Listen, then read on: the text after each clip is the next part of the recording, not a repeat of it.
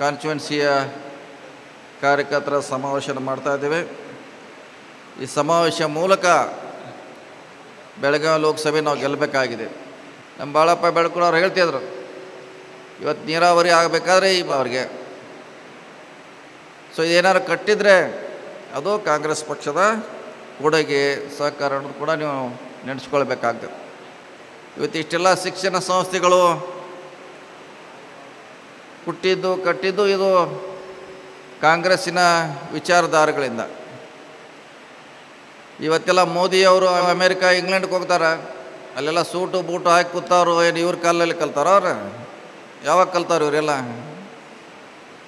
ಇಂದಿರಾ ಗಾಂಧಿ ನೆಹರು ಕಾಲದಲ್ಲಿ, ಮನಮೋಹನ್ ಸಿಂಗ್ ಕಾಲದಲ್ಲಿ ಕಲ್ತವ್ರು ಈಗ ಅಲ್ಲಿ ಹೋಗಿದಾರ. ಅವರು ನಮ್ಮವ್ರನ್ನ ಕರೆಸಿ ನಮ್ಮವ್ರ ಮುಂದೆ ಭಾಷಣ ಮಾಡ್ತಾರೋ.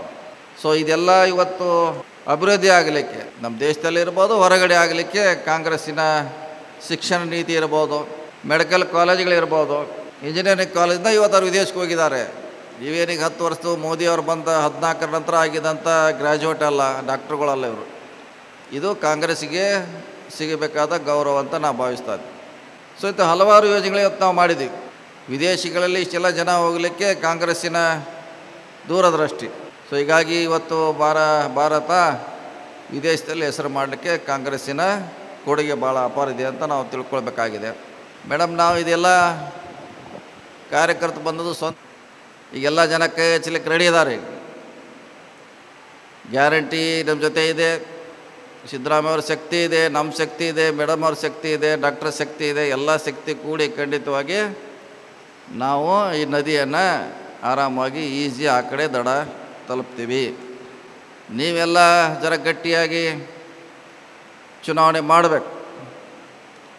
ಯಾರನ್ನು ದ್ವೇಷ ಮಾಡೋದು ಬೇಡ, ಯಾರನ್ನು ಬೈಯೋದು ಬೇಡ. ಭಾಷಣದಲ್ಲಿ ನಮ್ಮ ಮತಗಳನ್ನು ಕಾಂಗ್ರೆಸ್ಗೆ ಹಾಕುವಂಥ ಪ್ರಯತ್ನ ಆಗಬೇಕು. ಅದು ಗ್ಯಾರಂಟಿಗಳ ಮೂಲಕ ಇರ್ಬೋದು, ಸಿದ್ದರಾಮಯ್ಯವರ ಭರವಸೆ ಕೊಟ್ಟೋದಕ್ಕೆ ಇರ್ಬೋದು, ನಾವು ಇಲ್ಲಿವರೆಗೆ 30 ವರ್ಷಗಳು ಮಾಡಿರುವಂಥ ಕೆಲಸದ ಆಧಾರ ಮೇಲೆ ಕೊಡದೇ ಇರ್ಬೋದು. ಮೇಡಮ್ ಅವರು ಕಳೆದ 10 ವರ್ಷಗಳಿಂದ ಅವ್ರದ್ದೇ ಅಂಥ ಸೇವೆ ಇದೆ, ಆ ಆಧಾರದ ಮೇಲೆ ಕೊಡುವಂಥ ಪ್ರಯತ್ನ ಮಾಡಿ. ಮತ್ತು ಒಂದೊಂದು ಸಾರಿ ಆಗ್ತೈತೆ, ಏನು ಮಾಡಲಿಕ್ಕಾಗಲ್ಲ. ಗೋಕಾಕದಲ್ಲಿ ಮಣ್ಣಿ MP ಗೆ ಹಾಕಿದಾರೆ, ಈ ಸಲ MLA ಗೆ ಹಾಕ್ತಾರೆ. ಮಣ್ಣಿ ಕೆಲವು ಮುಸ್ಲಿಮ್ರನ್ನ MLA ಗೆ ಹಾಕಿರೋರು, ಈ ಸಲ ಆ ಕಡೆ ಏನು ಹಾಕೋಲ್ಲ. ಅವ್ರು ಹಾಕ್ತಾರ? ಹಾಕೋಲ್ಲ. ಯಾರೋ ಮುಸ್ಲಿಮ್ ಯಾರೋ ಹಾಕೋಲ್ಲ. ಅವರೆಲ್ಲ ಮತ್ತೆ ಲೋಕಸಭೆಗೆ ಈ ಕಡೆ ಶಿಫ್ಟ್ ಆಗ್ತಾರೆ. ಇನ್ನು ಕೆಲವರು ಆ ಕಡೆ ಇದ್ದವ್ರು ಈ ಕಡೆ ಬರ್ತಾರೆ. ಸೊ ಅದು ಅವರ ಇಷ್ಟ, ನಾವೇನು ಹೇಳೋಕ್ಕಾಗೋಲ್ಲ. ಈ ಸಾರಿ ಭಾಳಷ್ಟು ಜನ ನಮ್ಮ ಕಾಂಗ್ರೆಸ್ ಪಕ್ಷಕ್ಕೆ ಲೋಕಸಭೆಗೆ ಹೆಚ್ಚಿನ ಸಮುದಾಯಗಳು ನಮ್ಮ ಪರವಾಗಿ ಬರ್ತಾ ಇದ್ದೇವೆ. ಕಾರಣ ಅಂದರೆ ಮಾಡಿರುವಂಥ ಕೆಲಸ ಇರ್ಬೋದು, ಮತ್ತು ವಿಶೇಷವಾಗಿ ಗ್ಯಾರಂಟಿ. ಪ್ರತಿ ಮಹಿಳೆಯರು ಕೂಡ ಇವತ್ತು ಲಾಭ ಪಡೆದಿದ್ದಾರೆ. ಯಾವ ಮಹಿಳೆ ಕೂಡ ಇಲ್ಲನಾಗಿಲ್ಲ. ಯಾರೇ ಮಹಿಳೆಯರು ಕೂಡ ಲಾಭ ಪಡೆದಿರುವಂಥ ಮಹಿಳೆ ಇಲ್ಲವೇ ಇಲ್ಲ. 2 ಲಕ್ಷ ಮತ ಇದ್ದರೆ 1 ಲಕ್ಷ ಮಹಿಳೆಯರಿದ್ದಾರೆ, 1 ಲಕ್ಷ ಪುರುಷರಿದ್ದಾರೆ. ಅದರಲ್ಲಿ 1 ಲಕ್ಷಕ್ಕೆ ಬಹುಶಃ ಲಕ್ಷದಲ್ಲಿ 80,000 ಜನ ಲಾಭವನ್ನು ಪಡೆದಿದ್ದಾರೆ. ಸೊ ಹಾಗಾಗಿ ಅದನ್ನೆಲ್ಲ ಹೇಳುವಂಥ ಪ್ರಯತ್ನ ಮಾಡಿ, ಮತ್ತು ಮೋದಿಯವರ 10 ವರ್ಷಗಳ ವೈಫಲ್ಯಗಳನ್ನು ಏನೇನು ಅವ್ರು ಭಾಷಣ ಮಾಡಿದರು ಅದನ್ನೆಲ್ಲ ಒಂದು ಸಾರಿ ನೋಡಿ.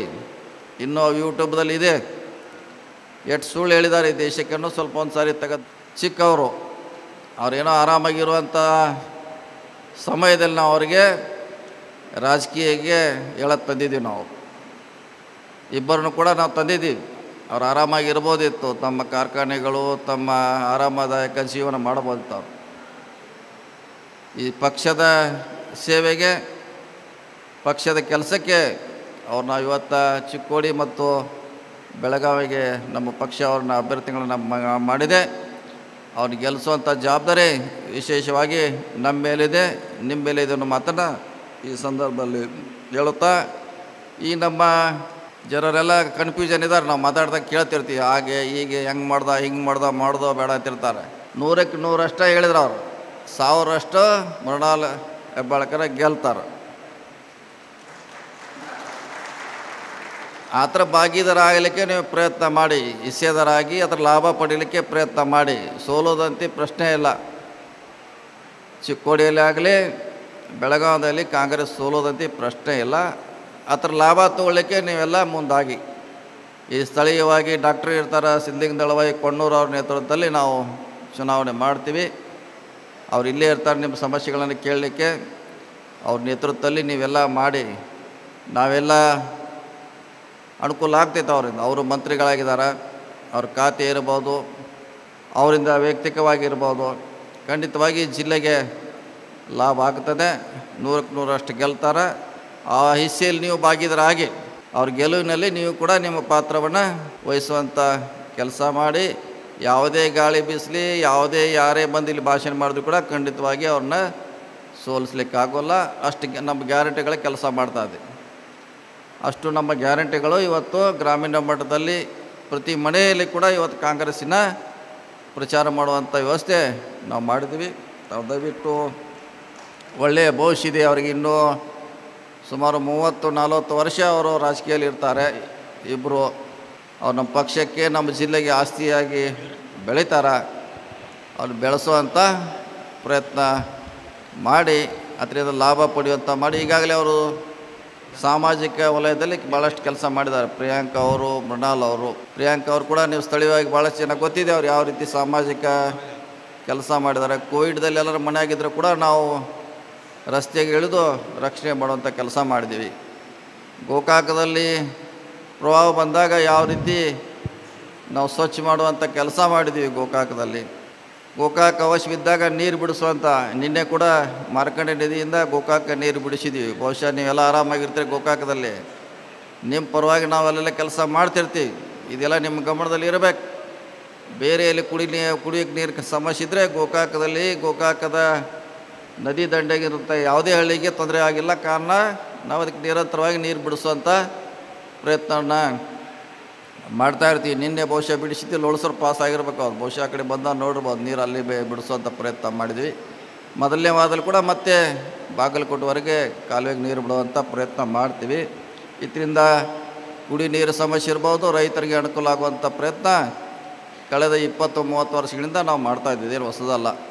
ರೈತರ ಪರವಾಗಿ ನಾವು ನೀರು ಬಿಡಿಸುವಂಥ ಕೆಲಸ 30 ವರ್ಷದಿಂದ ನಡೀತಾನಿದೆ. ಅದು ಮುಂದೆ ಕೂಡ ಬರ್ತದೆ. ನಾವು ಇನ್ನೂ ನಮಗೆ ಹೆಚ್ಚು ಶಕ್ತಿ ಕೊಟ್ಟರೆ, ಬೆಳಗಾವಿ ಮತ್ತು ಚಿಕ್ಕೋಡಿ ಲೋಕಸಭೆಯಲ್ಲಿ ನಮ್ಮ ಅಭ್ಯರ್ಥಿಗಳನ್ನ ಗೆಲ್ಲಿಸೋ ಮೂಲಕ ನಮಗೆ ಹೆಚ್ಚು ಶಕ್ತಿ ಕೊಟ್ಟರೆ ಸರ್ಕಾರದ ಅನುದಾನಗಳನ್ನು ಇಲ್ಲಿ ನಾವು ತರಲಿಕ್ಕೆ ಹೆಚ್ಚು ಅನುಕೂಲ ಆಗ್ತದೆ. ಮೊನ್ನೆ ಒಂದು ರಸ್ತೆ ಟ್ರಯಲ್ ಮಾಡಿದ್ವಿ. ನಿಮ್ಮ ಬರುವಂಥ ರಸ್ತೆ ಮಾಡಿ ನೋಡಿದ್ದೀವಿ ಯಾವ ರೀತಿ ಬರ್ತೈತೆ ಅಂತ. ಭಾಳ ಕಡಿಮೆ ಖರ್ಚಲ್ಲಿ ಮಾಡಿದ್ದೀವಿ ನಾವು ಈ ರಸ್ತೆಯನ್ನು. ಭಾಳ ದಿನಗಳಿಂದ ನಿಮ್ಮ ಲೋಳಸೂರು ಬ್ರಿಡ್ಜು ಶಾಂಕ್ಷನ್ ಆಗಬೇಕಾಯಿತು. 40 ಕೋಟಿ ರೂಪಾಯಲ್ಲಿ ಶಾಂಕ್ಷನ್ ಮಾಡಿಸಿದ್ವಿ. ಆಲ್ರೆಡಿ ಅದಕ್ಕೆ ಶಾಂಕ್ಷನ್ ಆಗಿ ಬಂದಿದೆ. 40 ಕೋಟಿ ರೂಪಾಯಿ ಲೋಳಸೂರು ಬ್ರಿಡ್ಜನ್ನು ಮಾಡ್ತಾಯಿದ್ವಿ. 40 ಕೋಟಿ ಎಷ್ಟು ಅಂದರೆ ನಾಳೆ ಎಷ್ಟೇ ನೀರು ಬಂದರೂ ಕೂಡ ಅದರಲ್ಲಿ ಮುಳುಗದ ರೀತಿಯಲ್ಲಿ ಅದನ್ನು ಎತ್ತರದಲ್ಲಿ ಕಟ್ತಾಯಿದ್ದೀವಿ. ರಸ್ತೆಗಳನ್ನು ಮಾಡ್ತಾಯಿದ್ವಿ. ಗೋಕಾಕದಲ್ಲಿ ಫ್ಲಡ್ ಲೈಟನ್ನು ನೋಡಿರ್ಬೋದು. ಎಷ್ಟು ಜನ ನೋಡಿರಿ ರಾತ್ರಿ ಲೈಟ್ ನೋಡಿರಿಲ್ಲ?